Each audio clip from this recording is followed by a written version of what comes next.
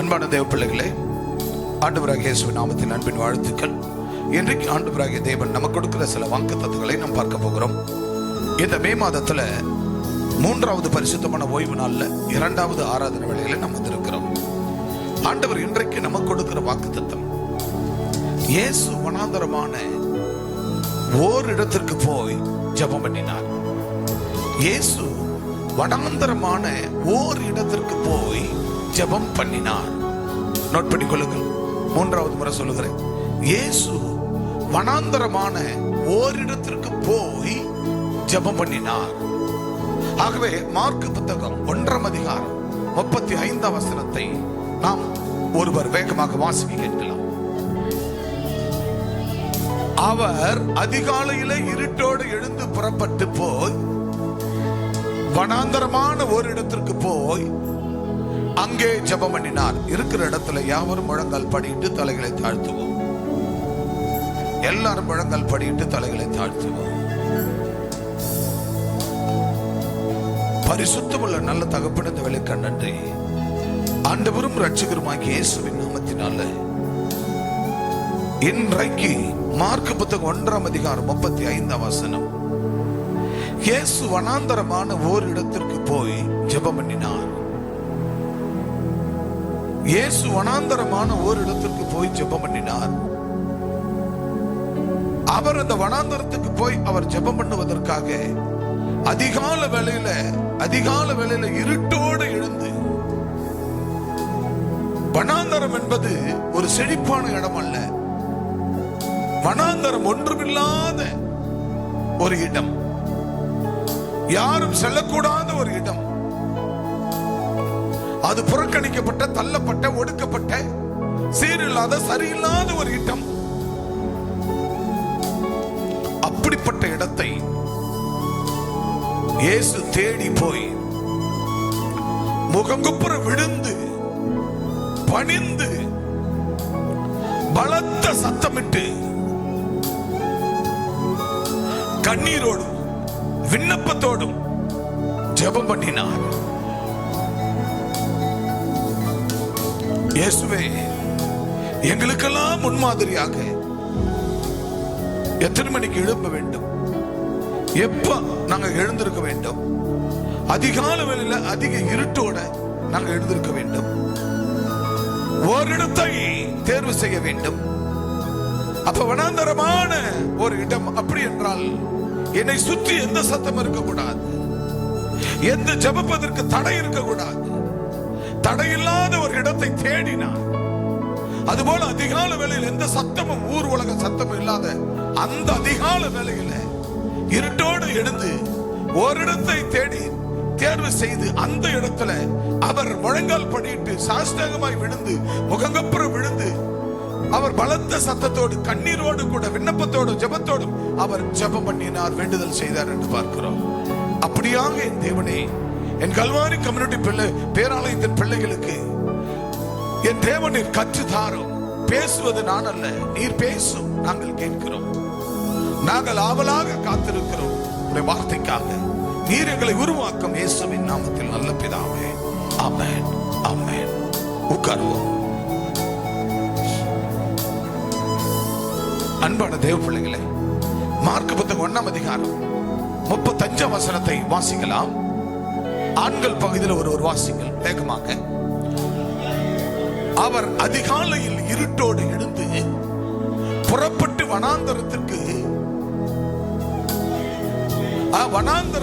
ஓரிடத்திற்கு போய் அவர் ஜெபம் பண்ணினார். போதும். அன்பு தேவ பிள்ளைகளே, ஒவ்வொரு நாளும் தேவனாகிய கர்த்தர் இயேசு கிறிஸ்து அவர் முன்மாதிரியாக 2024 ஆண்டுகளுக்கு முன்பால அவர் செய்த காரியங்களை நமக்கு என்னெல்லாம் செய்து காண்பித்தார். அற்புதம், அதிசயம், அடையாளங்கள், செத்தவனை உயிரோடு எழுப்புவது, பெரும்பாலோரை குணமாக்குவது போன்ற அதிசயங்கள் எல்லாம் அவர் செய்து காண்பித்தார். அதோடு கூட ஆண்டவராகிய இயேசு அவர் மரணத்துக்கு போகும் முன்னே அவர் அதிகால வேளையில ஒவ்வொரு நாளும் எழுந்து அவர் புறப்பட்டு அதிகால வேளை இருட்டோட அவர் எங்க போகிறாரா? வனாந்தரமான ஒரு இடத்திற்கு போய். அல்லேலூயா சொல்லுங்க பார்க்கலாம். அவர் எங்க போறாரு? வனாந்தரத்துல என்ன இருக்கும்? தண்ணி ஓடுமா? சொல்லுங்க, தண்ணி ஓடுமா, பஸ் ஓடுமா, கார் ஓடுமா, பைக்கு போகுமா, ஆள் நடமாட்டம் இருக்குமா, அந்த வனாந்தரத்தில் வீடு வாசல் இருக்குமா, என்ன இருக்கு அந்த இடத்துல? அது வனாந்தரம், ஒண்ணுமே இருக்காது. புல் பூண்டு கூட முளைச்சு இருக்காது, ஒரு வனாந்தரம். அப்படிப்பட்ட ஒரு வனாந்தரத்துக்கு அவர் போறாரு. அப்ப எப்ப எழுந்திருக்கிறாரு? அதிகால வேளையில, அதிக இருட்டோட. எப்படிப்பட்ட வேளையில? ஆமா, அதிகாலையில இருட்டோட. அல்லேலூயா. இன்னைக்கு நம்ம காலையில எழுந்து, அதிகாலையில எழுந்து ஆண்டவரை தேடுகிற என்னை கண்டடைவான் என்று வேதம் சொல்லுகிறது. ஆண்டவராக இயேசு கிறிஸ்து முன்மாதிரியாக நமக்கு என்ன பண்ணார்? அதிகாலையில் எழுந்து இருட்டோட புறப்பட்டு வனாந்தரமான ஒரு இடத்திற்கு போய் அங்க என்ன செய்யறாரு? அவரு ஜெபம் பண்றாரு.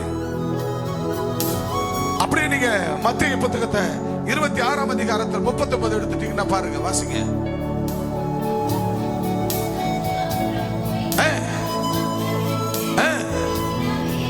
என்ன பண்றாரு?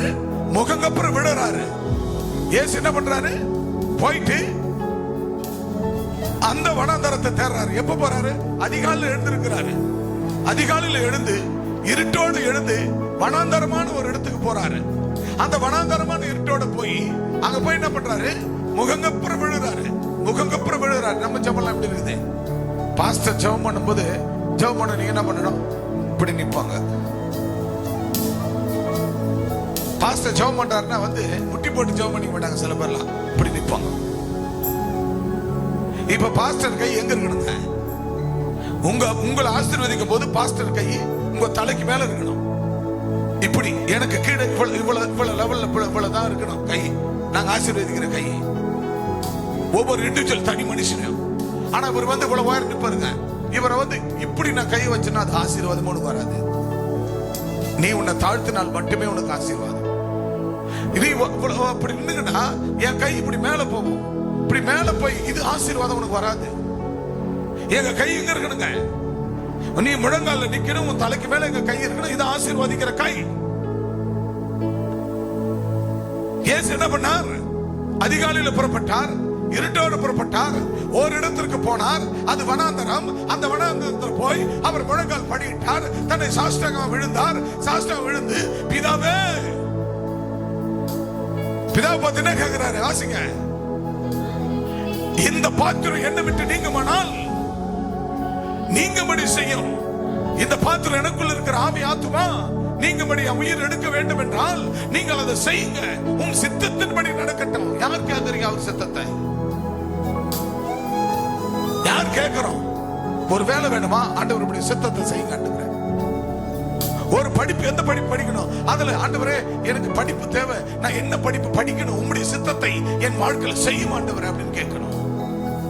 உம்முடைய சித்தம் என்று சுகமாகன்னு சொன்னீங்க ஆண்டவரே. என்னுடைய வாழ்க்கையில் இருக்கிற பலவீனங்கள், சுகஈனங்கள் நீங்க உம்முடைய சித்தம் என்று சித்தமாக சொன்னீரேன். உம்முடைய சித்தத்தினால் தான் நான் சுத்தமாக முடியும். உம்முடைய சித்தத்தினால் தான் நான் பரிசுத்தமாக முடியும் அப்படின்னு அவர்கிட்ட நம்ம கேட்க வேண்டும். இந்த பாத்திரம் என்னை விட்டு நீங்குமானால் என்ன செய்யும்? நீர் அதை செய்யும். என் சித்தத்தின்படி அல்ல. இயேசு சொல்றாரு, என் சித்தம் அல்ல, என் பிதாவின் சித்தத்தின்படி. அப்ப என்ன பண்றோம்? சுய புத்தியில சாய்வோம். சுய புத்தி. சில பேருக்கு சுய புத்தி இருக்காது, சொல் புத்தி இருக்காது, ரெண்டு புத்தியும் இருக்காது. சரிப்பா, சுய புத்தியில விழாத, சொல் புத்தியில விழாத, தேவ சித்தத்தின்படி சித்தம் செய்துவா. என்ன சொல்றாரு? பிதாவை பார்த்து, பிதாவே, இந்த பாத்திரம் யாரு? ஏன் எனக்குள்ள இருக்கிற ஆவி ஆத்துமா இந்த பாத்திரம் நீங்குமானால், இந்த பாத்திரத்தை எனக்குள்ள இருக்கிற இந்த சரீரத்தில் இருக்கிற என் ஆவி ஆத்துமாவை எடுக்கணும்னா, நீங்கணும்னா நீங்கபடி செய்யுங்கள். யாரு? பிதாவுக்கிட்ட கேட்கிறாரு. நான் உயிரோடு வாழத்தான் உங்க கையில இருக்குது. என் உயிரை நீங்க எடுத்து போறதும் இல்ல இங்கே இருந்து நான் இந்த ஊழியத்தை செய்யத்தோ உங்க சித்தம் பிதாவே அப்படின்னு. அன்பு சார் பாண்டி அப்படிதான் முடிஞ்சிடுச்சுன்னு இருந்தாரு. நீங்க நினைச்சிட்டா போயிடு நினைக்கிறீங்களா? அவர் நினைச்சிட்டார போயிடுவாரா? போக முடியாது. ஆமா, ஏன் உன்ன கிடக்குற செத்து போயா போராட்டம் ஆகுதுன்னு லைலா ஒரு நேரத்துல கஷ்டத்தோடு புருஷனை பார்த்து பேசினா கூட பாடுகள் நிமித்தம் அவர் உயிர் போவாது. நீ ஏண்டி இருக்கிற செத்துப்படி அப்படின்னு கோபத்துல ஒரு என்ன பேசுறாரு வச்சுக்க. அவர் மட்டும் இல்ல, இங்க இருக்கிற அத்தனை பேர் புருஷனை பத்தியோ மனைவி பத்தியோ நீங்க திரும்பி திரும்பி பேசினீங்களா, நீங்க சொன்னா அப்பா எடுத்துக்க மாட்டாரு. உன் தாயின் கர்ப்பத்துல உருவாக்கும் முன்ன ஆண்டவர் உன்னை உருவாக்கினவர், பேரிட்டவர், பேரு சொல்ல அழைத்தவர், நீ என்னுடைய என்று சொன்னவர், என் மகனா மகளை வாழ வைக்கிறவர். அவர் நினைச்சா மட்டும்தான் அந்த பூமியை விட்டு உன் ஆத்மா ஆவி ஆத்மா பிரியும். அல்லேலூயா. இது வரைக்கும் பிரியவே பிரியாது. நீங்க யோசிக்கலாம், சில பேர்லாம் பாத்தீங்கன்னா கயிறு எடுத்து தூக்கு போட போவாங்க, ஆனா சாவ மாட்டாங்க. மருந்து எடுத்து போட்டு செத்தலான்னு போவாங்க, சாவ மாட்டாங்க. சில பேர் எண்ணெய் எடுத்து கொளுத்தி செத்தலான்னு பார்ப்பாங்க, சாவ முடியாது. இது சில பேர் என்னென்ன படிப்பாங்க, சாவ முடியாது. காரணம் தேவ சித்தம் உண்டு. அவர் சித்தம் மட்டும்தான் உங்க வாழ்க்கையில் நடக்கும். அல்லையில சொல்லுங்க பார்க்கலாம். உங்க வாழ்க்கையில எப்ப நடக்கும்? அவர் சித்தம் மட்டும்தான் நடக்கும். நம்ம எதை நினைக்கலாம், அதை எதை ஒன்னாலும் நம்ம நினைக்கலாம், எதை ஒன்னாலும் சில நினைக்கலாம், அதெல்லாம் நம்ம வாழ்க்கையில் நடக்காது. சித்தம் உண்டு சுத்தம் உண்டு, சித்தம் உண்டு சுத்தம் உண்டு என்று சொன்ன ஆண்டவர், அவர் சித்தத்தின் பிறகு நம்ம சுத்தமா வாழ முடியும். அல்லேலூயா. அப்ப அவர் பிதாவை பார்த்து என்ன கேட்கிறாரு? முதல்ல நமக்கு என்ன வேணும்? முதல்ல அதிகாலை இருட்டோடு எழுந்துகிற அந்த பயபக்தி வேண்டும். அல்லையில சொல்லுங்க பார்க்கலாம். இப்ப எத்தனை பேர் அதிகாலையில் எழுந்துக்கிறீங்க? அதிகாலையில இப்ப கூட நாங்க ஆவிக்குறி சுற்றுலா போயிருந்தோம். ஆவிக்குறி சுற்றுலாவில் போயிருந்தா கூட கரெக்டான 5 மணிக்கெல்லாம் உள்ள வந்துருவேன். இதுல பைபிள் ஸ்டடியில வந்துருவேன். அவளே போறீங்க. நேத்துக்கு கிட்டத்தட்ட ஒரு 4 மணிக்கு வந்து இறங்கிட்டுமா பிரதர்ஸ் அண்ட் சிஸ்டர்ஸ்? அதிகாலையில் 4 மணிக்கு வந்துட்டோமா? சனிக்கிழமை வந்துட்டோம்.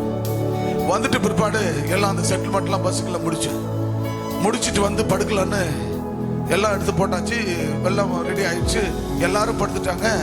பட் நான் படுக்கலான்னு அப்போ எனக்கு ஒரு ஊந்துதல், டைம் பார்ப்போம், ஸ்டடி டைம் வந்துச்சு. என்ன ஒன்று போய் டைம் பார்த்தா 4:45. சரி, ஓகே, இதுக்கப்புறம் நம்ம படுக்க கூடாது. பார்த்தா தூக்கமா வருது, டயர்டு, முடியல. ஒரு வாரம் என்ன செய்யுது? ஆனாலும் என்ன பண்ண, பைபிள் ஸ்டடி முடிச்சேன். என்னால பண்ற மாதிரி மணிக்கணக்கா முழங்கால் நின்று ஜெபம் பண்ண. பெருத்த ஆசீர்வாதம், சமாதான, சந்தோஷம், தூக்கம் அதெல்லாம் இருக்கிற இடம் தெரியாத ஓடி போச்சு. அல்லேலூயா, அல்லேலூயா. அப்ப பாருங்க, ஆண்டவர் நமக்கு ஒரு முன்மாதிரியா காண்பித்தார். இயேசு நமக்கு முன்மாதிரி. அப்ப பாருங்க, 2024 வருஷங்களுக்கு முன்னாடி இயேசுப்பா என்ன பண்ணாரு? அதிகாலையில் அவர் எழுந்து இருட்டோட புறப்பட்டு, அதிகாலையில் எழுந்துகிற பழக்கம் அவருக்கு இருந்தது. இருட்டோடு இருந்தது. வனாந்தரமான ஒரு இடத்தை தேடி போறாரு ஜெபம் பண்ண. அது அவர்கிட்ட இருந்தது. அதுக்கப்புறம் அங்க போய் வனாந்தரத்தில் என்ன பண்றாரு? எந்த சத்தமும் டிஸ்டர்பன்ஸ் இல்லாம. அதுக்குதான் ஆண்டவர் சொன்னாரு, உன் அறை கதவை போட்டுன்னு. வீட்டுல கூட உன் அறை கதவை போட்டு, உன் செல்போனை ஆஃப் பண்ணி போடு, இல்ல சைலண்ட்ல போடு. செல்போனை ஞாபகம் வரக்கூடாது, அத பக்கத்துல வச்சுக்காத. நீ சாஷ்டாங்கமா விழுந்து பணிந்து குனிந்து ஆண்டவர் நோக்கி பலத்த சத்தமிட்டு. வசனம் என்ன சொல்றது? அவர் முகங்கப்புறம் விழுந்து, என் பிதாவே, இந்த பாத்திரம் என்ன விட்டு நீங்குமானால் நீங்கபடி செய்யும். இது யாருக்கிட்ட ஒப்பு கொடுத்துறாரு? நம்ம அவர்கிட்ட சரண்டர் பண்ணிடணும். யாருக்கிட்ட? ஏசப்பா கிட்ட. என்ன பண்ணிடணும்? சரண்டர் பண்ண. ஆண்டவரே, இந்த பாத்திரம், என் குடும்பம், என் பிசினஸ், என் தொழில், என் படிப்பு, என் பட்டம், என் வாழ்க்கை, இப்பதான் ஒருவேளை திருமணம் ஆகியிருக்கும், இதுக்கப்புறம் உன் சித்தம் என்ன? உன் சித்தம் மட்டும் சுத்தமாக என்று சொல்லி என் வாழ்க்கையில இங்க செய்யுங்க அப்படின்னு அவர்கிட்ட நம்ம அர்ப்பணிச்சிடணும். அல்லேலூயா. நம்ம நினைக்கிறதுலாம் நம்ம வாழ்க்கையில நடக்காது. ஆனா அவர் நமக்கு ஒரு சித்தம் வைத்திருப்பார், அவர் ஒரு திட்டம் வைத்திருப்பார். அந்த திட்டமும் சித்தமும் மட்டும்தான் நடக்கும். அல்லேலூயா. தம்பி சுந்தரராஜனுடைய அவங்க சித்தப்பா ஒரு ஊழியக்காரர். அவர் ஒரு ஊழியக்காரர் தான். அப்ப அவர் ஊழியக்காரர் ஒரு சபை நடத்துறாரு. அவர் வீட்டு பக்கத்துல இருக்குது. ஆனாலும் அவருக்கு என்ன செய்ய முடியல, அங்க போக முடியல. அப்ப அவருக்கு வராரு. இங்க வந்து தெரிஞ்ச பிற்பாடு அவர் ஒரு நாள் பார்த்து பேசுறாரு. அண்ணன் புள்ள கிட்ட, என்னப்பா சுந்தர், சர்ச்சுக்கெல்லாம் போறேன்னு கேள்விப்பட்டேன். ஆமா சித்தப்பா, சர்ச்சுக்கு போறேன். ஏன் நம்ம சர்ச்சுக்கு வர வேண்டாரு? இல்லப்பா, எனக்கு எங்க பிடிக்குதோ அங்க போறப்பா. அப்படியாப்பா, சரிப்பா. ஏன் அவர் அங்க போகணும் தானே? தேவனுக்கு சித்தம் இல்ல. தேவனுக்கு அவர் அங்க போறது அவருக்கு சித்தம் இல்ல. அதனாலதான் தேவ சித்தம் என்ன பண்றாரு? அவங்க வீட்டு பக்கத்திலேயே இருக்கிற சர்ச்சுக்கு அவரால் போக முடியல. ஆனா இங்க ஆண்டவர் வர வைத்தார்னா, இங்க நடக்கிற அதிசயங்களை கர்த்தர் கண்கூடா செய்வதை உலக மக்கள், நாட்டு மக்கள் பார்க்கிறார்கள். அவரும் பார்த்திருக்கிறார், கேள்விப்பட்டிருக்கிறார். எந்த இடத்துக்கு, எந்த சபைக்கு போனால் நம்ம வாழ்க்கை பரிசுத்தமாகும், அவர் தேவனுடைய சித்தத்தின்படி நம்ம வாழ முடியும் என்பதை உணர்ந்து அவர் இங்கே ஓடி வருகிறார். அல்லேலூயா சொல்லுங்க பார்க்கலாம். அல்லேலூயா. அல்லேலூயா. இன்னைக்கு அப்படித்தான் நம்ம அநேக ஊர்கள் இருந்து வரோம். அது நான் நம்ம சுயத்தினால வரல. இப்ப நீங்க எங்க என்ன ஒரு மதுராந்தகத்துல பார்க்கறதுக்கு வராங்க, வெல்வராயநல்லூர்ல இருந்து வராங்க, பல ஊர்கள்ல இருந்து வெளியூர்கள்ல இருந்து வராங்க. இடையில எத்தனையோ சபைகள் இருக்கு. மெய்யூர் பக்கத்துல எத்தனையோ சர்ச்சு மெய்யூர்ல இருக்கிறது. ஆனா அங்கெல்லாம் போவ தேவ சித்தம் இல்லை. டாக்டர் இமானுக்கு திருமணம் என்பது வாழ்க்கை என்பது எங்கதான் வைத்திருக்கிறார் கர்த்தர். தான் பிறக்க வேண்டியது ஆண்டவர் சொந்த ரத்தத்தால் கழுவப்பட வேண்டியது கல்வாரி கம்யூனிட்டி பேராலயத்துல தான் இருந்து என்று கர்த்தர் சித்தம் கொண்டிருக்கிறார். அவர் சித்தம் தான் நடக்கிறது. அல்லேலூயா. சில பேர் கேட்கலாம் கூட உங்களை வழியில பார்த்துட்டு சொந்த பந்தம், ஏமா யாரு பேருன அஞ்சல ஏன் இவ்வளோ தூரம் பாருங்க சச்சிருக்கியா அப்படின்னு கேட்பாங்க. கேட்கறாங்களா? என்ன கேட்டாங்களா? நீங்க என்ன சொல்லணும்? எத்தனையோ சர்ச்சைங்க இருக்குது. ஆனா எந்த சர்ச்சையும் என் குடும்பத்தை ரட்சிப்புக்குள் நடத்தல. எந்த பாஸ்டர் நடத்தல. எங்க அப்பா அம்மா தான் எங்களை நடத்தினாங்க. எங்க அப்பா அம்மா தான் எங்களுக்கு ஞானசாரம் கொடுத்தாங்க. எங்க அப்பா அம்மா தான் என் பிள்ளைக்கு கல்யாணத்தை பொண்ணை பார்த்து கல்யாணம் பண்ணி வச்சாங்க. எங்க அப்பா அம்மா தான் எங்க ஆண்டவர் இயேசுவை எங்களுக்கு அடையாளம் காண்பித்து இயேசு என்ற ஒரு தெய்வத்தை கொடுத்தவங்க எங்க அப்பா அம்மா தான். அல்லேலூயா. இந்த ஒரு அதிகாரத்தை, இந்த ஒரு பவரை உங்களுக்கு ஆண்டவர் கொடுத்தது. ஒவ்வொருவருக்கும் அப்படித்தான். அல்லேலூயா சொல்லுங்க பார்க்கலாம். அல்லேலூயா. ஒவ்வொருத்தரும் இவ்வளவு தூரங்கள் இருந்து சபைக்கு வருவதற்கெல்லாம் ஒரு சரித்திரம், ஒரு வரலாறு இருக்கிறது. வரலாறு இருக்கு. ஒவ்வொருத்தருக்கும் வரலாறு, ஒரு ஹிஸ்டரி இருக்கிறது. ஆக ஒவ்வொருடைய சூழ்நிலைகள் இருக்கிறது. ஒன்னொன்னு சொல்ல போன நேரம் பத்தாது. ஆக அப்படித்தான் ஒவ்வொருவரும். ஆக தேவனாகிய கர்த்தருடைய சித்தத்தை, யாருடைய சித்தம்? இயேசு கிறிஸ்து என்ன ஜெபம் பண்றார் பிதாவின் இடத்துல? பிதாவே, இந்த பாத்திரம் என்னை விட்டு நீங்குமானால் நீங்கபடி செய்யும். அது யார் செய்யணுமா? நீங்க செய்யுங்க. யார்கிட்ட? பிதா கிட்ட கொடுக்குற. நீங்க செய்யுங்க.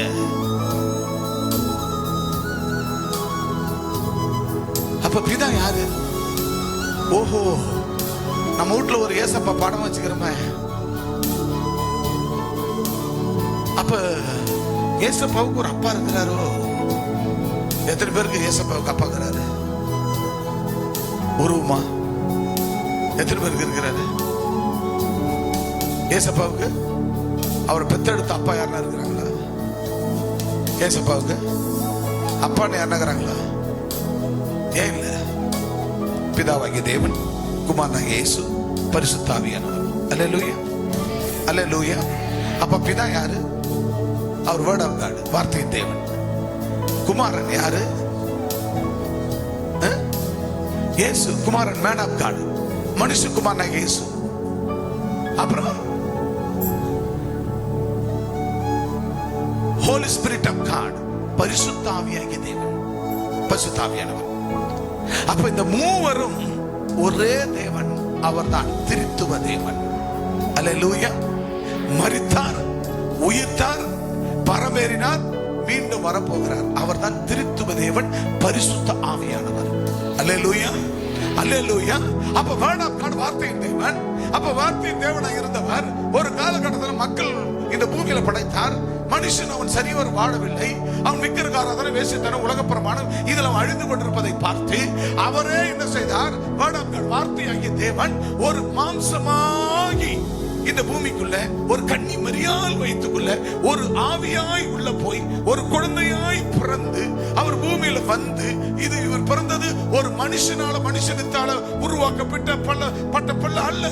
அவர் பரிசுத்த தேவன், பரிசுத்த வேர்ட் ஆவியாய் உள்ள போய் அவர் குழந்தையா வெளியே வந்து இந்த பூமியில இப்பதான் அவர் மேன் ஆஃப் காட், மனுஷகுமாரனாகிய இயேசு. அப்ப இயேசுவா இருந்தார். 2024 வருடங்களுக்கு முன்னாடி அவர் மரித்தார், அவர் உயிர்த்தார், அவர் பரமேறினார்.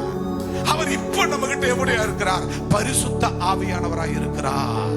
அல்லேலூயா, அல்லேலூயா. அதனாலதான் நம்ம என்ன பண்றது கிடையாது? இயேசுநாதர் படத்தை வைத்து வணங்குவது கிடையாது. அவர் உருவத்தை வைத்து வணங்குவது கிடையாது. ஆக சிலுவை வைத்து தெய்வம் என்று வணங்குவது கிடையாது. ஆக அவர் இப்பொழுது அவர் பரிசுத்த ஆவியானவர். அல்லேலூயா, அல்லேலூயா, அல்லேலூயா.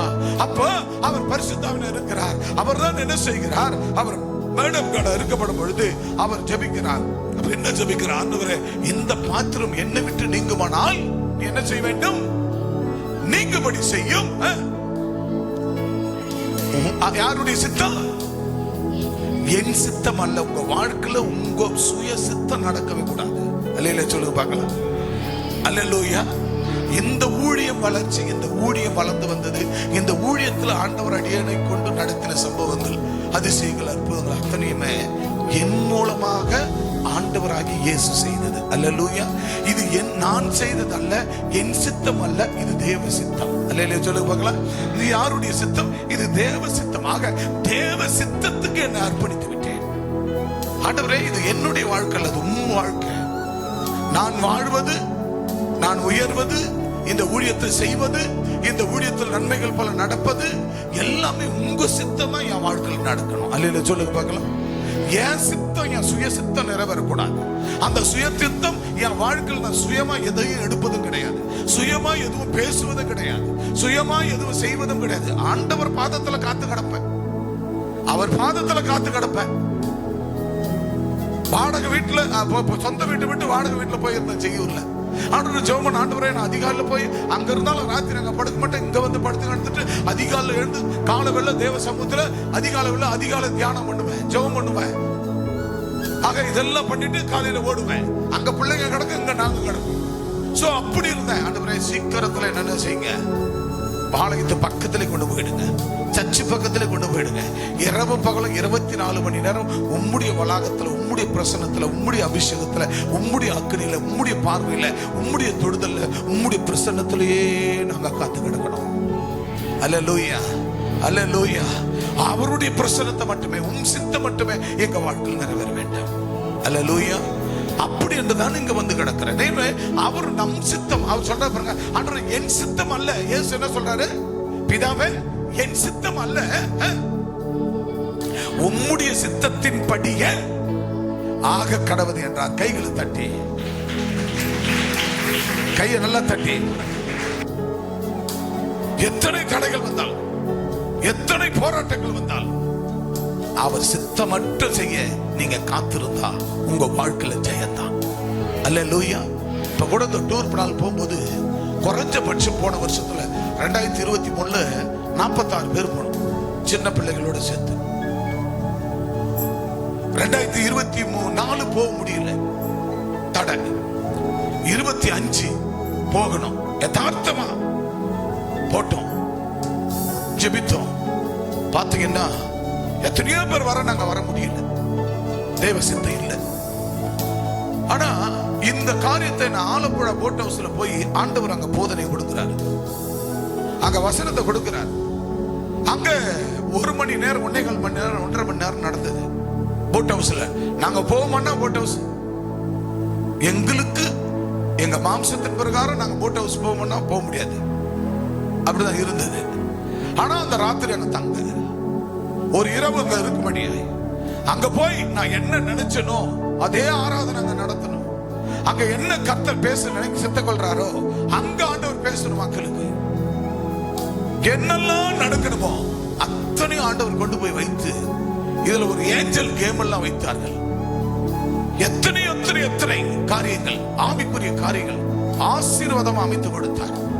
அங்க சொன்னார் ஆலப்புழா போட் ஹவுஸ், மகனே இத்தனை தடைகள் வந்தது, ஆனா உங்க 24 பேருக்கு அத்தனை தெரியுமா அப்படின்னா என்ன ஆண்டவரை சொல்லுங்க. பழைய ஏற்பாட்டுக்கால என்னுடைய கோத்திர பிதாக்கள் 12 கோத்திரம், அந்த 12 புதிய ஏற்பாட்டுக்கால சீஷர்கள் என்னோடு கூட இருந்த 12 சீஷர்கள், ஆக மொத்தம் 12 24 பேரை.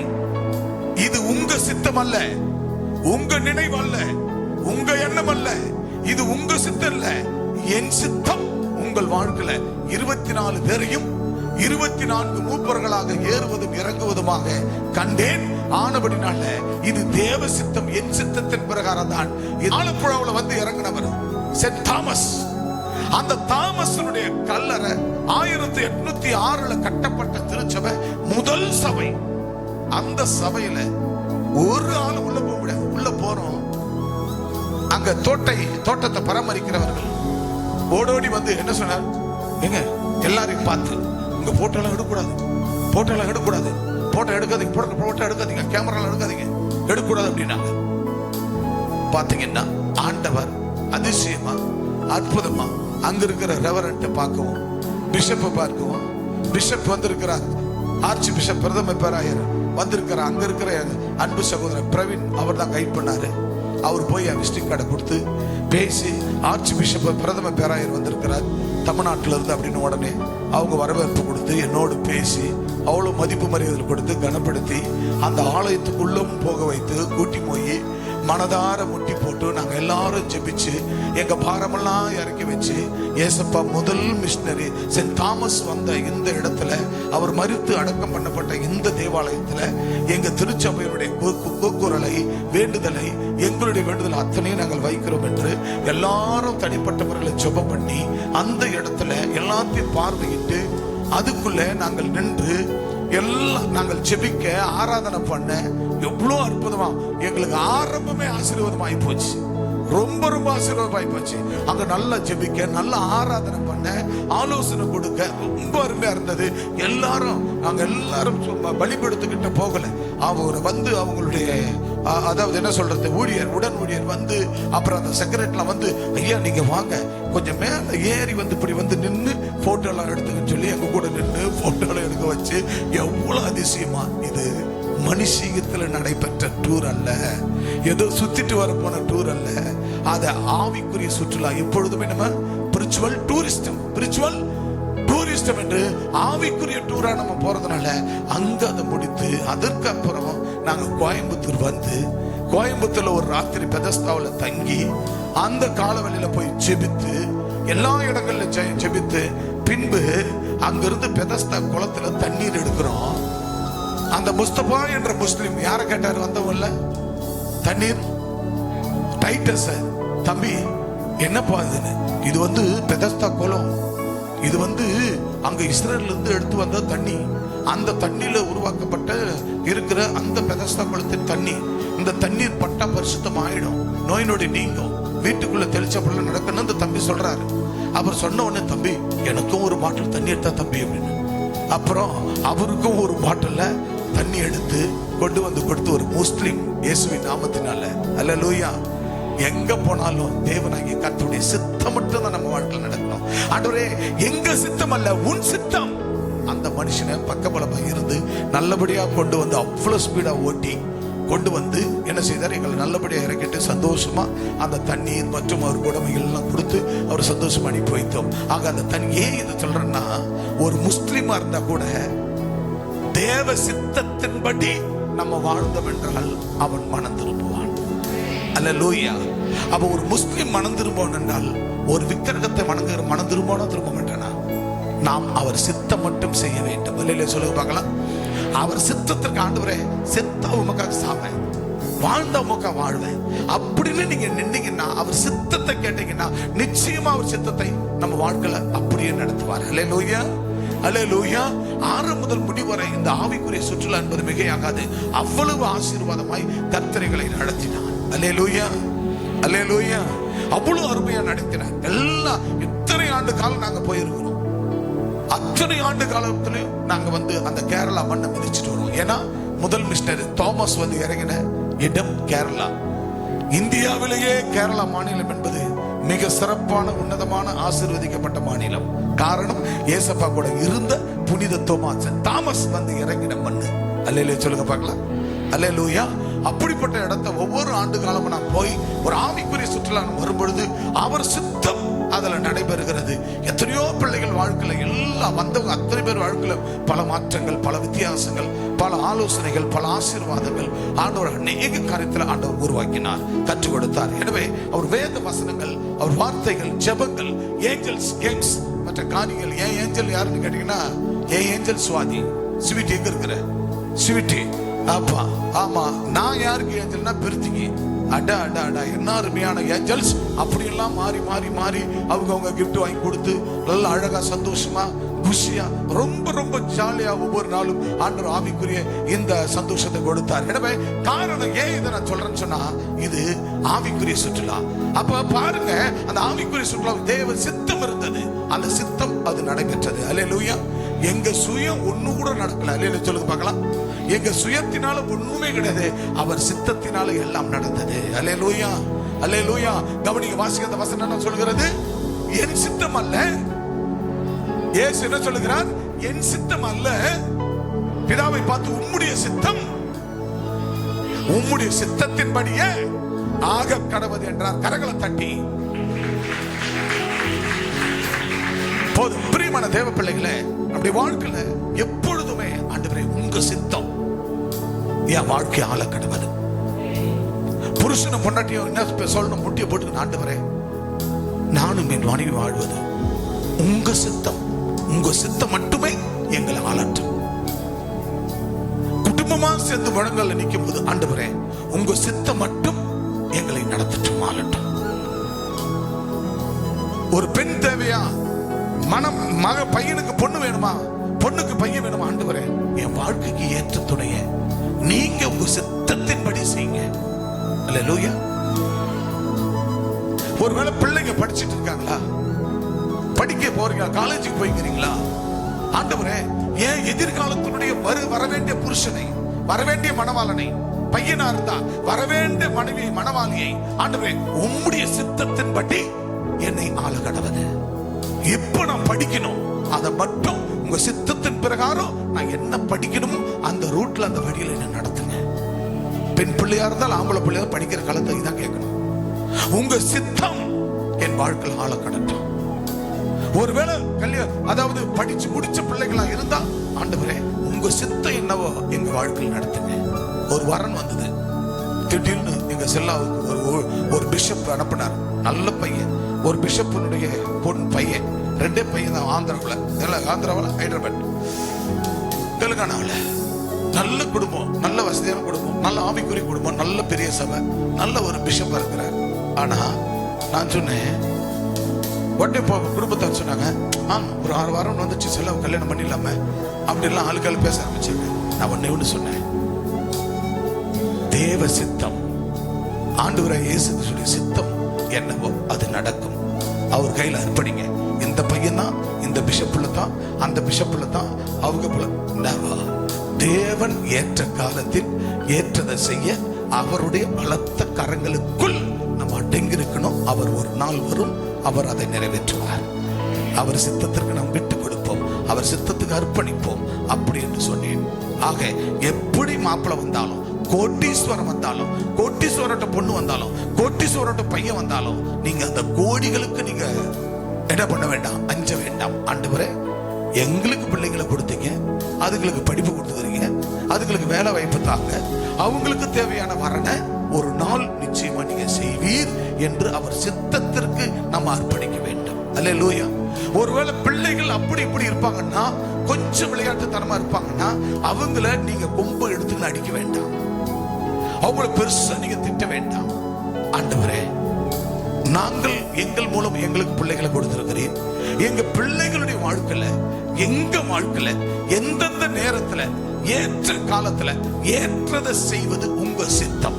உங்க சித்தத்திற்கு நாங்கள் காத்திருக்கிறோம். எங்க பிள்ளைகளுக்கு ஒருவேளை புத்தி பிசங்கினால், கொஞ்சம் ஞானம் பிசங்கினால், அந்த ஞானத்தை கல்விமானுடைய ஞானமாக அல்ல, ஆண்டவர் தேவ ஞானத்தை எனக்கு தாரையால் பிள்ளைகளுக்கு தாரும். அல்லேலூயா. நம்ம அப்பா கிட்ட அர்ப்பணிச்சணும். யாரும் அந்த பிள்ளைங்க கிட்ட போய் டிஸ்டர்ப் பண்ணவே வேண்டாம், எந்த இதுவும் சொல்ல வேண்டாம். அப்பா கையில அவர் சித்தத்துக்கு அர்ப்பணிச்சிடுங்க. அவர் சித்தமே நம்ம வாழ்க்கையாக கடவுது. அல்லேலூயா. வாசிக்க அந்த வசனத்தை நாம மத்தேயு 26:39. முகங்குப்புறம் விழுந்து, என் பிதாவே இந்த பாத்திரம் என்ன விட்டு நீங்க கூடுமானால் நீங்கபடி இதை செய்யுங்கள், ஆகில என் சித்தத்தின்படி அல்ல உம்முடைய சித்தத்தின்படியே ஆக கடவுதே என்று ஜெபம் பண்ணினார். கைகளை தட்டி இப்ப நம்ம என்ன செய்யணும்? ஆண்டவரே உங்க சித்தம் தான் எங்க வாழ்க்கையில நடைபெற வேண்டும் என்று ஜெபம் பண்ணினா. அப்படிதான் நம்ம ஜெபம் பண்ணோம். அல்லேலூயா. புருஷனை பார்த்து ஏன் உயிரா இருக்கிற, செத்து போய அப்படின்னு நீ சொன்னா அவர் செத்துருவார? மனைவியை பார்த்து நீ ஏன் உயிராக்குற, நீ செத்து போ அப்படின்னா செத்துருவாங்களா? பிள்ளைங்களை பார்த்து பெற்றோர் பிள்ளைய பார்த்து நீ செத்து போனா செத்துருவாங்களா? நவர். யாருடைய சித்தம்? யாருடைய சித்தம்? 4 புள்ளைய நம்ம வயிற்றுல பிறந்துச்சுன்னு சொல்லி அனவசரமா பேச கூடாது. அது உன் புள்ள இல்ல. யாருடைய புள்ள? அது ஏசப்பா கொடுத்த கனி. அது ஏசப்பா புள்ள. அல்லேலூயா, அல்லேலூயா. நீ ஒரு ஆணும் பெண்ணுமா நம்ம அந்த பிள்ளைங்களை உருவாக்கி அவங்கள வளர்க்கறது, சோறு போட்டு அதை போட்டு இதெல்லாம் அவர் கொடுக்குறாரு, எல்லா தெம்பு திராணி கொடுக்குறாரு. அவங்களை வளர்க்கறது தான் நம்ம வேலை. ஆமென், அல்லேலூயா. அதனால செத்து போயிடு அப்படி இப்படி அம்மாவா இத்த பாரு அத்த பாரு நம்மள பேசக்கூடாது. ஆகவே தேவ சித்தம் வாழ்க்கையில நடைபெறணும். அந்த சித்தத்துக்கு நம்ம காத்து கிடக்க வேண்டும். அல்லேலூயா, அல்லேலூயா. இதுதான் நடக்குதுன்னா, இப்படிதான் இருக்குதுன்னா அதை யாரால் தடுக்க முடியாது. ஆகவே நம்ம செய்ய வேண்டியது, ஆண்டவரே, பிதாவே, குமாரனே இயேசு கிறிஸ்துவே, உங்களுடைய சித்தம் எங்கள் வாழ்க்கையில் நடக்க கடவது, ஆள கடவது என்று அர்ப்பணிக்க வேண்டும். 39வது வசனம் வாசிங்க. சாரி, 44வது வசனம் அதை வாசிங்க. 44ஆம் வசனம். மறுபடியும் அவர்களை விட்டு போய் 3ஆம் தரமும் அந்த வார்த்தைகளையே சொல்லி, பாத்தீங்களா என்ன பண்றாரு? மீண்டும் போய் 3ஆவது தரம் எசேக்கியேல் டயர்டு. 3ஆவது தரம் போய் என்ன பண்றாரு? அந்த வார்த்தைகளையே சொல்லி ஜெபம் பண்ணினான். அல்லேலூயா சொல்லுங்க. எந்த படிப்பா இருந்தாலும், எந்த பட்டமா இருந்தாலும், வாழ்க்கையில என்னென்ன தேவைகளாக இருந்தாலும், என்னென்ன நம்மளுடைய காரியங்கள் என்றாலும் அப்பா கிட்ட சொல்லி அதை திரும்ப திரும்ப திரும்ப ஏசப்பா போய் மீண்டும் 3ஆம் தரம் போய் ஜெபிக்கிறார். அந்த 3ஆவது அன்னைக்கே ஜெபிக்கிறார். 3 வேளையும் போய் ஜெபிக்கிறார். ஜெபிச்சுட்டு வராரு, திரும்ப போய் ஜெபம் பண்றாரு. ஜெபிச்சுட்டு வராரு, திரும்ப போய் ஜெபம் பண்றாரு. அப்ப 3ஆம் தரமும் ஜெபிக்கும் போது என்ன சொல்றாரு? அந்த வார்த்தையே சொல்லி ஜெபம் பண்ணினார். அல்லேலூயா. அப்ப நம்ம என்ன செய்யணும்? as per purpose. என்ன பர்பஸ்? நம்ம நோக்கம் என்ன? அதை ஆண்டவருடைய நோக்கத்தை தெரிந்து, சித்தத்தை தெரிந்து அவர் கையில் அர்ப்பணித்து நாம் ஜெபிக்க வேண்டும். அல்லேலூயா, அல்லேலூயா. ஆக நம்ம என்ன செய்யணும்? அதிகாலையில இருட்டோடு எழுந்து வனாந்தரமான ஒரு இடத்துக்கு போனார். வனாந்தரமான ஒரு இடத்துக்கு போய் அவர் என்ன செய்தார்?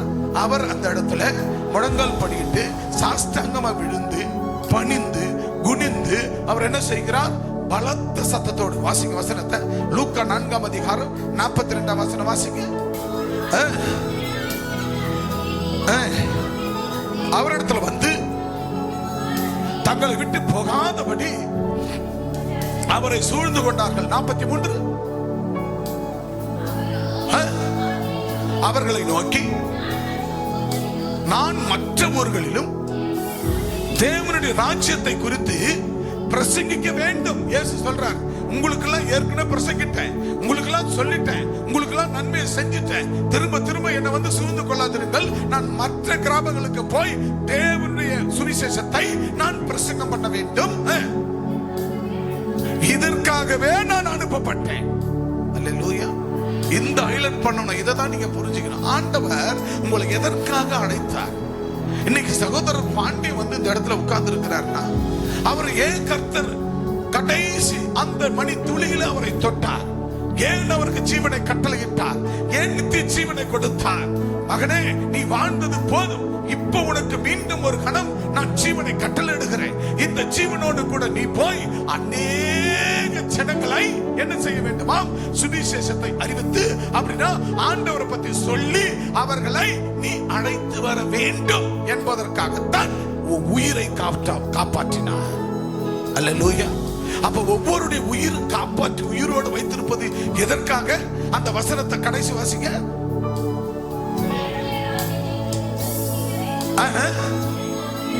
இதுக்காகவே இயேசு அனுப்பப்பட்டார். ஆகவே ஆண்டவர் தேவனுடைய ராஜ்யத்தை குறித்து பிரசங்கிக்க சொல்லத்தான் ஆண்டவராகிய தேவன் உங்களை உங்க உயிரை ரட்சித்து உங்களுக்கு ஜீவனை கொடுத்து உங்களை உங்கள் கிராமத்தில் அனுப்பியிருக்கிறார். அல்லேலூயா. இப்ப நீங்க போய் இப்ப மெய்யூர்ல போய் இல்ல நண்பர்கள் இடத்துல என்ன செய்யணும்ப்பா?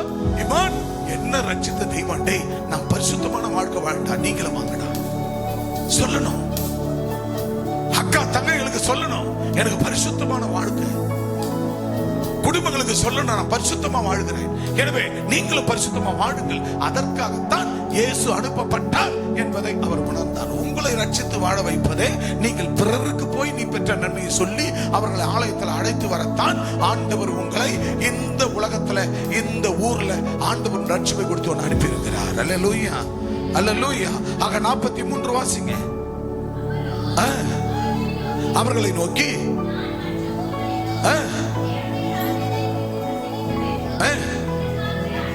இதற்காகவே அனுப்பப்பட்டேன் சொல்லு பார்க்கலாம்.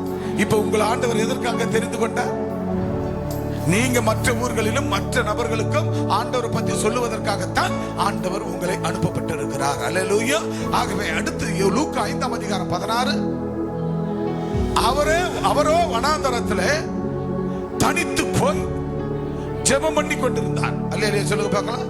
இயேசு கிறிஸ்து வனாந்தரத்துல அவர் தனித்து போய் ஜெபம் பண்ணி கொண்டிருந்தார். உங்களுடைய வாழ்க்கையில பிரியமானவர்களே தனிப்பட்ட ஜெபம் இருக்கிறதா? நேரலையில் ஆலயத்தில் இருக்கிறவங்களா இருந்தாலும் சரி, ஆலயத்துக்கு வராத இருக்கிற இணையதள வாயிலா பார்க்கிற கேட்கிற ஒவ்வொருவருக்கும் உங்கள் வாழ்க்கையில தனிப்பட்ட ஜெபம் இருக்கிறதா? உங்களுக்கு அந்த தனிப்பட்ட ஜெபம் இருக்கிறதா? தனிப்பட்ட ஜெபத்தை நீங்கள் உருவாக்கி கொள்ள வேண்டும். இயேசு அதிகாலை வேளையில் எழுந்தார். அதிகாலையில் இருட்டோடு எழுந்து வனாந்தரமான ஒரு இடத்தை கண்டுபிடித்தார். அந்த வனாந்தரமான இடத்துக்கு போனார். அவர் சாஷ்டாங்கமா விழுந்தார். அவர் பாருங்க, இங்க சத்தம் எபிரேயர் 5:7 வாசிங்க. 5:7 வாசிங்க. அவர் வனாந்தரமான ஒரு இடத்துக்கு போனார். அங்க ஜெபம் பண்ணினார் என்று பார்க்கிறோம். ஆக எபிரேயர் 5:7 என்ன சொல்லுகிற வாசிங்க. 5:7.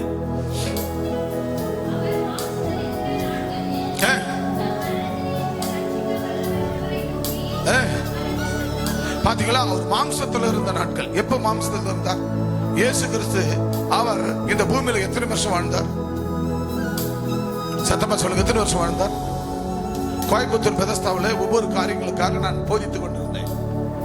ஒவ்வொரு சம்பவத்தை காண்பித்து இந்த இடத்துல இது, இந்த இடத்துல இது இப்படி நடந்ததுன்னு வேதாகமத்தின் பிரகாரம் சொல்லிக் கொண்டிருந்தேன். ஆக இயேசு கிறிஸ்து எத்தனை ஆண்டு காலங்கள் இந்த பூமியில வாழ்ந்தார்? 33 வருஷம் வாழ்ந்தார். எத்தனை வருஷம்? 33 வருஷம் வாழ்ந்தார். அதுல 33 வருஷத்துல அங்க சொல்லப்படுது என்ன? அவர் மாம்சத்தில் இருந்த நாட்களில். அல்லேலூயா. அவர் மாம்சத்தில் இருந்த நாட்களில். அப்ப மொத்தம் 33 வருஷத்துல மாம்சமான மனுஷனை இருந்தது 30 வருடம்.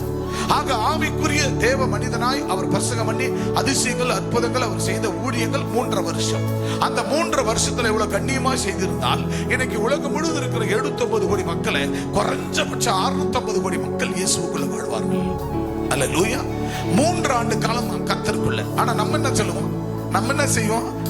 அவர் எப்போ வந்தாரு, நான் 20 வருஷம் பார்க்கிறேன், நான் 30 வருஷமா, நான் 40 வருஷம் பார்க்கிறேன், இப்பதான் வந்தாங்க, இப்படி போனாங்க, அப்படி போனாங்கன்னு நீ கதை போட்டு இருக்கிற பேசிட்டு. இதுக்கு ஒரு கூட்டம். ஆனா கர்த்தர் சொல்லுகிறார், அவர் மாம்சத்துல வாழ்ந்த நாட்கள். எத்தனை வருஷம் வந்தார் மாம்சத்துல? டோட்டலி 33 and 33 வருஷம் வாழ்ந்தார். அந்த 33 வருஷத்துல அவர் ஊழியம் செய்த நாட்கள் 3 வருஷம். அந்த 3 வருஷத்துல அவர் செய்த அதிசயங்கள், அவர் மூலமா நடந்த அற்புதங்கள், அவர் தொட்ட குணமாவது, குருடன் முடவன் செத்தவன் உயிரோடு எழுந்தது, குருடன் பார்த்தது, முடவன் நடந்தது, அப்படிப்பட்ட அதிசயங்கள் எல்லாம் செய்து 3 வருஷத்துல இந்த முழு உலகத்தையுமே அவரை திரும்பி பார்க்க வைத்து விட்டார். அல்லேலூயா, அல்லேலூயா. ஆக அப்படிப்பட்டவர்களாய் ஒரு கிராமத்தில் நம்ம பிறந்திருக்கலாம், ஒரு பட்டி தொட்டியில பிறந்திருக்கலாம், ஒரு குக்கிராமத்தில் பிறந்திருக்கலாம், ஆண்டவரை இல்லாமல் வாழ்ந்திருக்கலாம். இன்றைக்கு ஆண்டவர் உன்னை தேடி வந்து உன்னை ரட்சித்து அவர் வாழ்வாதாரத்தை கொடுத்து அவர் சொந்த பிள்ளையை வாழ வைக்கும் போது நீ என்ன செய்ய வேண்டும்? அவர் மாம்சத்தில் நாட்களில் தம்மை மரணத்தில் ரட்சித்த வல்லமையுள்ளவரை நோக்கி பலத்த சத்தத்தோடு உன்னை செத்து போக வேண்டிய உன்னை என்னை உயிரோடு வாழ வைத்தாரு. அந்த தெய்வத்தை பார்த்து என்ன செய்யுங்க? பலத்த சத்தத்தோடு. அல்லேலூயா. என்ன பண்ணும்? பலத்த சத்தத்தோடு. பலத்த சத்தத்தோடு. எப்போ? அதிகாலையில் எழுந்துக்கணும், இருட்டோடு எழுந்துக்கணும். வனாந்தரமான ஒரு இடத்துக்கு போறோம். அந்த இடத்துக்கு போனார். அங்க போய் என்ன செய்யறார்? அவர் சாஷ்டாங்கமா பணிந்தார், விழுந்தார், குனிந்தார். அப்ப என்ன செய்தார்? மிகுந்த பலத்த சத்தத்தோடு, அப்புறம் பலத்த சத்தத்தோடும் கண்ணீரோடும் விண்ணப்பம் பண்ணினார். அப்படின்னு நிறுத்துங்க. எத்தனை பேர் அதிகாலையில் எழுந்துக்கிறீங்க? நம்ம சபை மூலமா அதிகாலையில பைபிள் ஸ்டடி. எத்தனை பேர் எழுதுகிறீங்க? இயேசுவானவர் நமக்கு முன்மாதிரியா வைத்தார். அதிகாலையில எழுந்து இருட்டோடு எழுந்து அந்த பைபிள் ஸ்டடியில வந்து ஆண்டவருடைய வார்த்தைகள் ஆலோசனையோடு கற்றுக்கொண்டு அந்த பைபிள் ஸ்டடியில ஆண்டவருடைய வார்த்தைகளை கற்றுக்கொண்டு அங்க ஜெபித்து, அப்ப அப்படிப்பட்டவர்களை தான் கர்த்தர் ஆசீர்வதிக்க முடியும். அவரே நமக்கு முன்மாதிரி. 2024 வருஷத்துக்கு முன்னாடி அதை செஞ்சுட்டு போயிட்டாரு. 2024க்கு முன்னாடி அதை செஞ்சுட்டாரு. அப்ப அவர் அதிகாலை எழுந்தார், இருட்டோடு எழுந்தார். வனாந்தரமான ஒரு இடம். நம்ம வீட்டுல வனாந்தரமா ஏதாவது ஒரு இடத்தை தயார் பண்றோமா? நம்ம வீடு இருக்கு. எல்லாம் அந்த காலத்தெல்லாம் பக்தியோடு இருந்தான். பழைய ஏற்பாட்டு காலத்துல கட்டப்போதுல ஒரு பூஜை அறைன்னு ஒன்று கட்டுருவோம். ஆனா புதிய ஏற்பாட்டு காலத்துல கட்டுறீங்களா? நம்ம வீட்டுல பூஜை அறை இருக்குதா? பூஜை அறை தேவையில்லை. நம்ம வீட்டுல ஜெப அறைன்னு ஒண்ணு கட்டுறீங்களா? ஒருவேளை வீடு கட்டுறவங்க அப்படி செய்யுங்க. ஒருவேளை வீடு கட்டப்படலையா, ஒரு வனாந்தரம் மாதிரி உங்க வீடு இருக்குதா, அதுல ஒரு மூலையில ஒரு இடத்தை தயார் பண்ணு. அந்த இடத்துல உங்க வேதாகமத்துல எடுத்து வையுங்க. அந்த இடத்துல எப்போ எழுந்தாலும் அந்த இடத்த என்ன பண்ணுங்க, சுத்தமா போயிட்டு உங்களை நீங்கள் சுத்தம் பண்ணிக்கொண்டு அங்க போய் முழங்கால நில்லுங்க, பைபிளை வாசிங்க, நல்லா ஜெபம் பண்ணுங்க. அந்த இடத்துல ஜெபம் பண்ணிட்டு பைபிள் மற்ற காரியங்கள் அங்க வையுங்க. 4 பேர் 5 பேர் இருக்கணும்னா உங்க பைபிள்லாம் எடுத்து போய் ஒரே இடத்துல வைக்கணும். இது நமக்கு ஜெப அறை. இது ஜெபம் செய்கிற இடம். இது ஜெபம் பண்ணுகிற இடம். இது பிரேயர் ஹவுஸ். இது பிரேயர் இடம். ஆக அப்படின்னு சொல்லி அந்த இடத்தை என்ன பண்ணுங்க, இந்த இடத்தை உங்களுக்கு ஜெபத்துக்குன்னு வச்சுக்கோங்க. அப்ப அந்த மாதிரி ஆண்டவர் வனாந்தரமாகி ஒரு இடத்துக்கு போய் அங்க என்ன பண்றாரு, சாஷ்டாங்கமா விழறாரு. அப்ப அந்த மாதிரி இடத்துல நீங்க என்ன பண்ணணும், சாஷ்டாங்கமா விழணும், பைபிளை வாசிக்கணும், சாஷ்டாங்கமா விழணும். பலத்த சத்தத்தோடு என்ன பண்ணணும், பலத்த சத்தத்தோடும் கண்ணீரோடும் விண்ணப்பம் பண்ணி வேண்டுதல் செய்து தமக்கு உண்டான பய பக்தி நிமித்தம் என்ன இருக்கணுமா, பயமோ பக்தியும். பயம் பக்தி. யாருக்கு பயம்? கர்த்தருக்கு பயம். பக்தி யாருக்கு? கர்த்தருக்கு பக்தி. ஆக பயபக்தியோடு என்ன செய்யணும்? ஆமா, பயபக்தியோடு ஆண்டவர்கிட்ட கேட்கணும், ஜெபிக்கணும், ஜெபம் பண்ணணும். அல்லேலூயா சொல்லுங்க பார்க்கலாம். அல்லேலூயா, அல்லேலூயா. சில ஆள் என்ன பண்ணுவான்னா இது எல்லாத்தையும் கேட்பான், ஆனா பாஸ்ட் கிட்ட இப்படி முறுக்கிட்டு போவான், இப்படி போவான். இப்ப இவனுக்காக பாஸ்டர் நல்லா ஜெபம் பண்ணுவாரு. என்ன பண்ணுவாரு? ஆண்டவரே இவன் முறுக்குல பாருங்க, இவன் ஒழுங்கின்மையை பாருங்க, இவனை பரிசுத்தமாக்குங்க அப்படின்னு தான் ஜெபம் பண்ணுவாரு. பார்த்தா ஆண்டவர்கிட்ட போய் பயந்து பக்தியோடு முட்டியை போடுவான். அப்ப பாஸ்டர் கிட்ட முறுக்கின்னு அங்க போய் நீ முட்டியை போட்டாதான் கர்த்தர் கேட்பாரா? சொல்லுங்க, கர்த்தர் கேட்பாரா? சொல்லுங்க, கர்த்தர் கேட்பாரா? சொல்லுங்க, கர்த்தர் கேட்பாரா? கேட்க மாட்டார். காரணம் வேதம் என்ன சொல்லுகிறது? அதிகாலையில் இருட்டோடு எழுந்திருந்தாக்கா கோவம் வந்துருது பாஸ்டர் மேல. அதிகாலையில் பைபிள் ஸ்டடி பண்ண கோவம் வந்துருது. நல்ல முட்டி போட்டு சாஸ்திரம் விழுந்து ஜெபம் பண்ணுங்கன்னா கோவம் வந்துருது. அப்ப பாஸ்டர் என்னத்தையும் உனக்கு சொல்லி கொடுக்குறது? பாண்டியன் சொல்லுங்க, என்னத்தை சொல்லி கொடுக்குறது?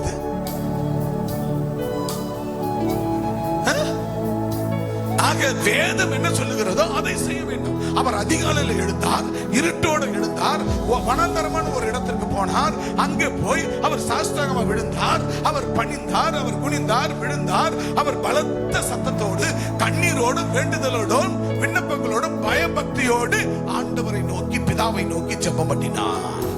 அல்லேலூயா, அல்லேலூயா.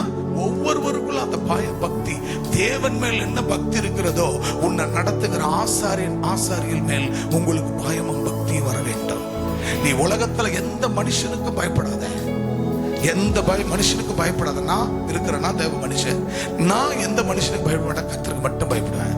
ஆனா நீ என்ன செய்யணும்னா, விசுவாசிகளாக நீங்க இந்த வீடியோ பார்க்கிற கேட்கிறவர்கள், நீங்கள் ஆண்டவருக்கு முதலாவது பயப்படுங்க. இரண்டாவது, உன்னை வழிநடத்த உன் ஊழியக்காரைக்கு பயபக்தியோடு இருங்கள். அல்லேலூயா. அவங்க இல்லைன்னா உங்க வாழ்க்கை இல்லை.